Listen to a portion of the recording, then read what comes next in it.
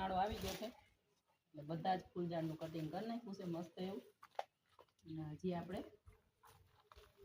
આવી રીતના બધું જ કટિંગ કરી નાખી. કારણ કે ઉનાળાનું સિઝન હોય એટલે બધા જ ફૂલઝાડ હોય એના પાન બધા ફરી જતા હોય એટલે છે ને ઉનાળાની સિઝન આવી ગઈ છે એટલે આપણે ફૂલઝાડ પણ મસ્ત એવા ચોખ્ખા કરી નાખી.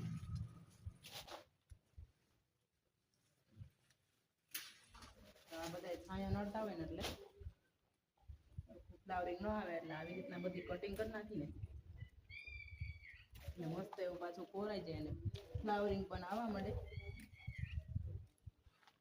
એટલે છે ને જો બધું જ મસ્ત એવું આપણે કટિંગ કરવાનું ચાલુ કરી દીધું તો એવું પાછું બધું કોરાઈ જાય.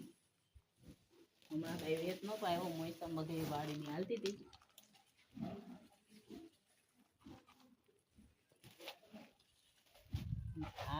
આ છે ને આ છોડ એને કટિંગ કરવાનું હોય, સિટીમાં બધી મસ્ત એવા મશીનથી કટિંગ કરતા હોય એટલે આપણે ડાયરેક્ટ આવી રીતના શેપ આપી દઈએ છીએ.